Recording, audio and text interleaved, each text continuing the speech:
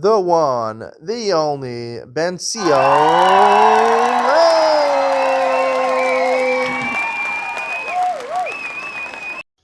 Okay, good morning and welcome to Yeshiva YouTube, Just Daf It. Today we're doing Nazir Daf It, number 39. Start from the Mishnah, line Tet and Aleph, about 5 lines down. Stam Nazir Shloshim Yom. So we learned before in the Masechta, if you just say Arini Nazir, you're a Nazir for 30 days.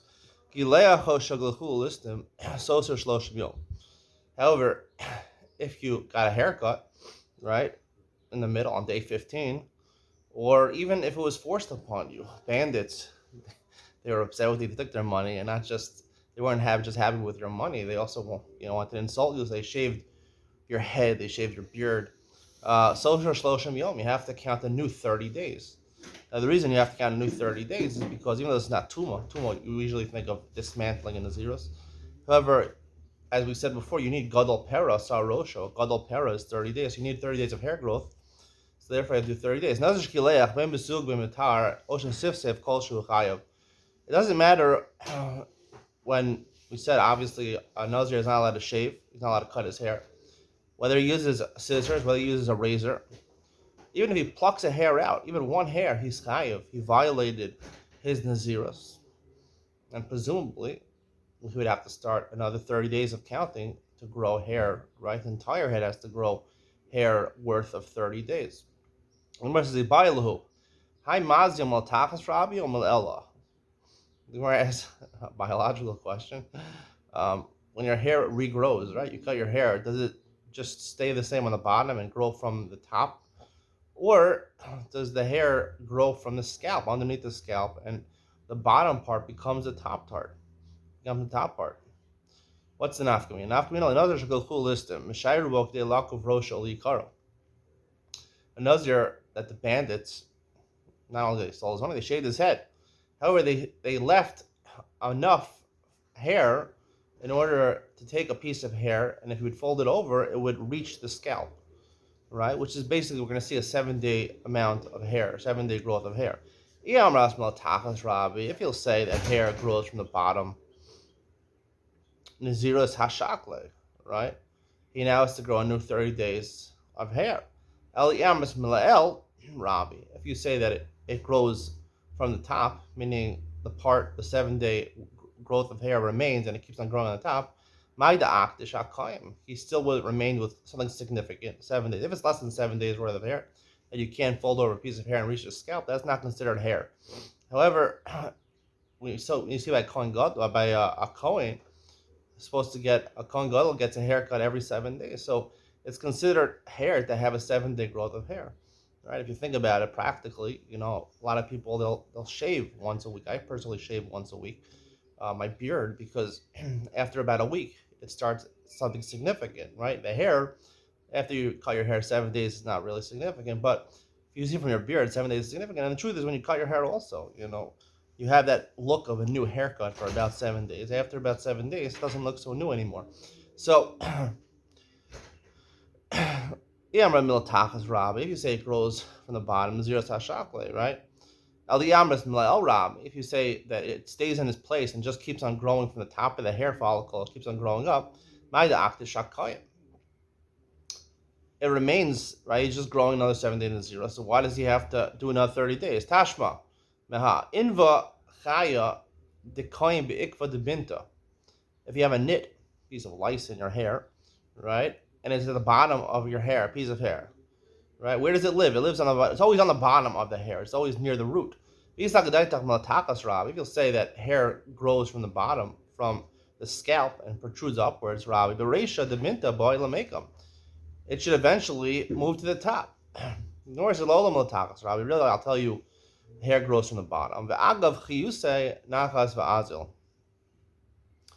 However, the reason it goes down, even when the hair is growing up, and really the knit or the piece of the lice should move up to the top of the hair, it goes down because it gets nourishment from the scalp, or these are maybe another shot is that people are not going to see it, not going to kill it.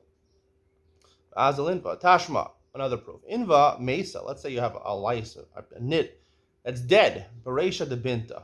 Right, we classically see those on the top of the hair. the top of the hair follicle. If you'll say that it grows, right, a piece of hair grows from the top, not from the bottom, not from the scalp, Rabbi, right? It should end up, um,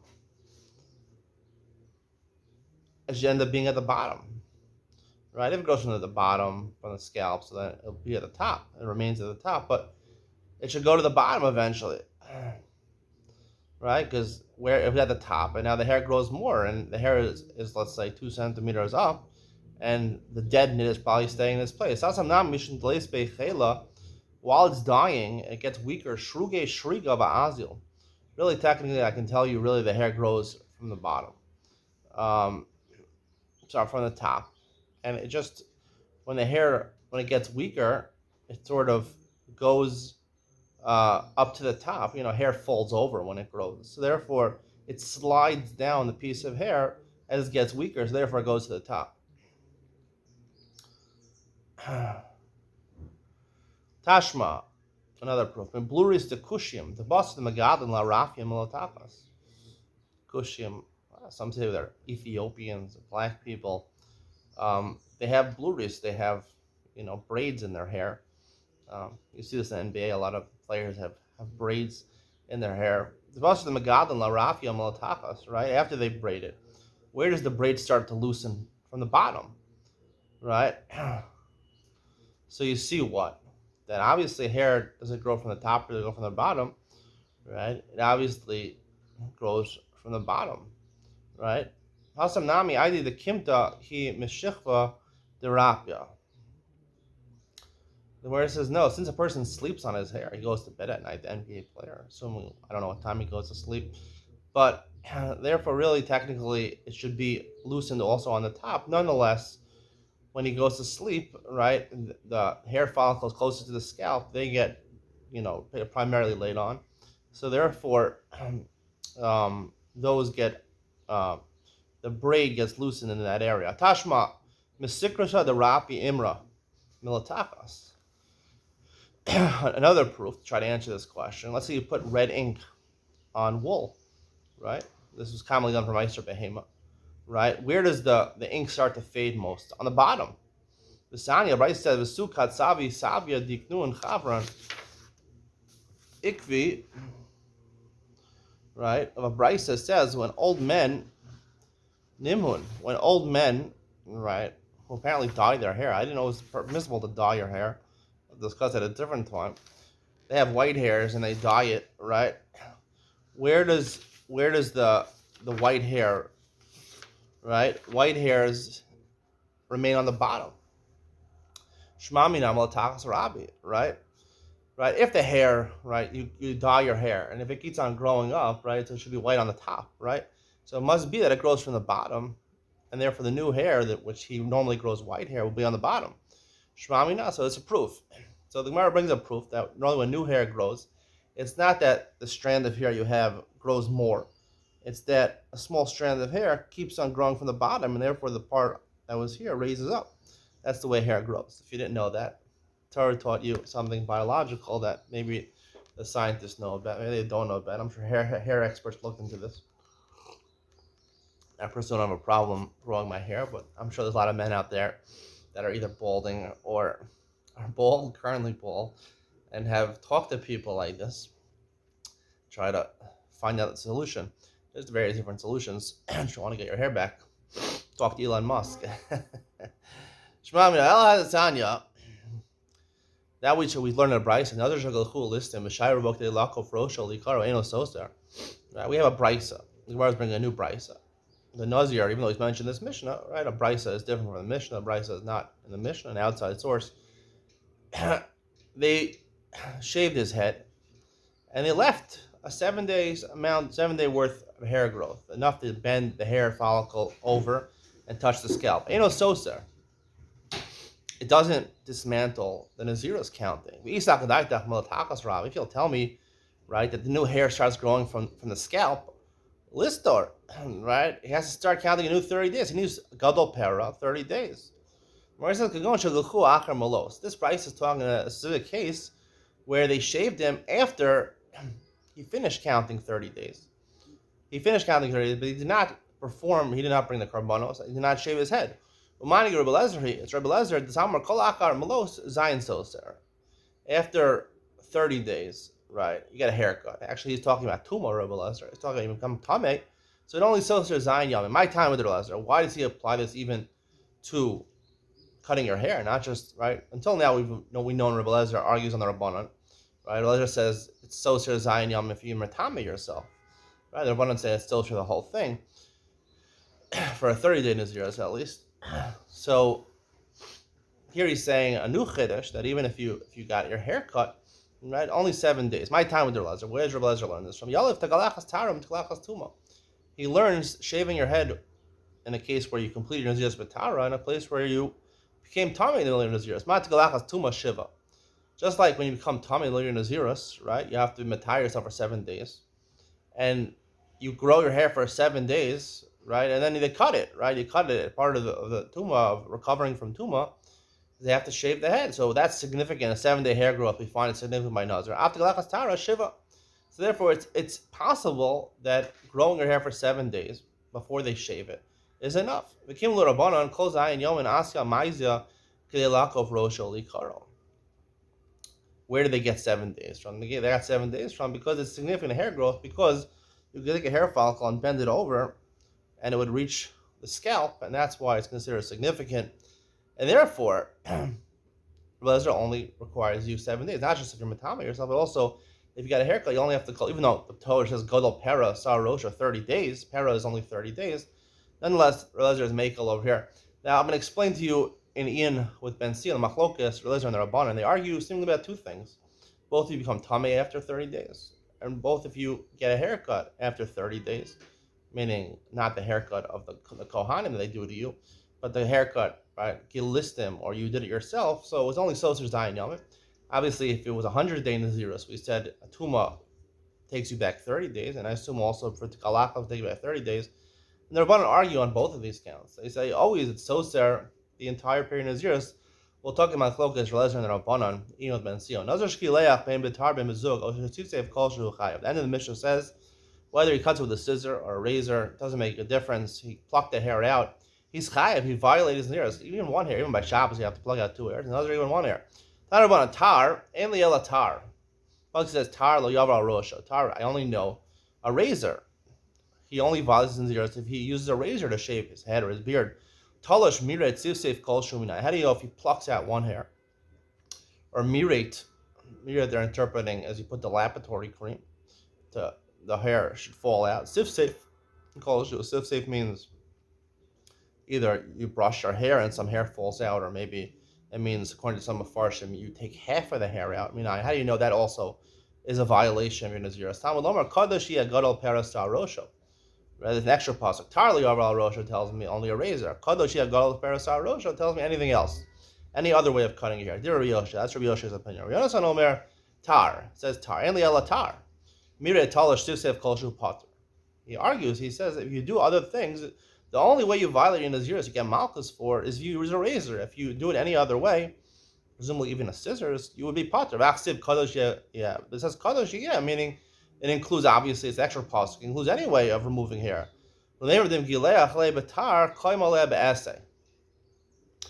according to Rabbi Yonasan, he learned that pasuk that if you use a razor, the tar tells me if you use a razor, you're chayav alav.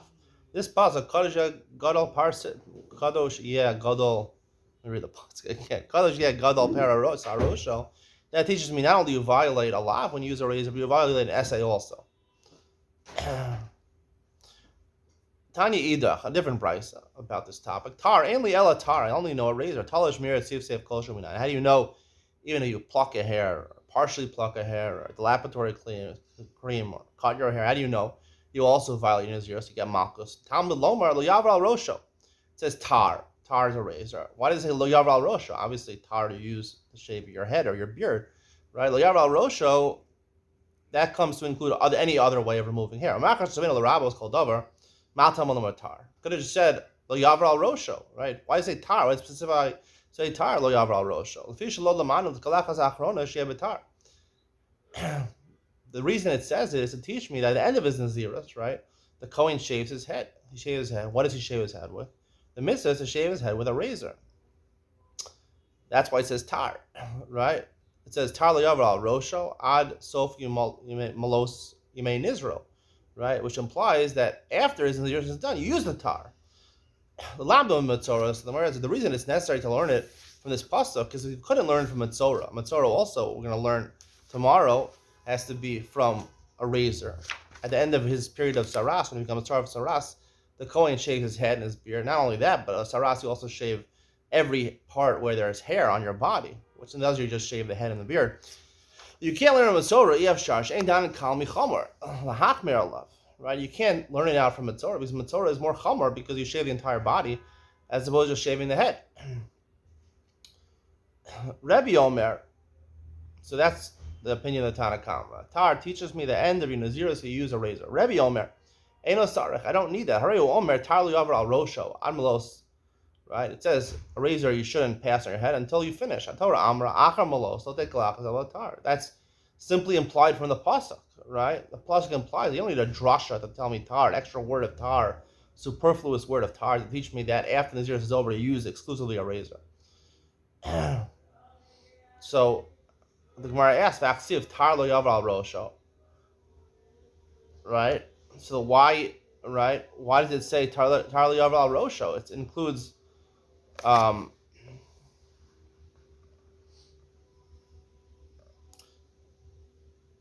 meaning tar liyav al rosho, we said according to the Tanna Kamma, means liyav al rosho means not just a razor you can't use, but any way of plucking hair is a problem for a Nazir.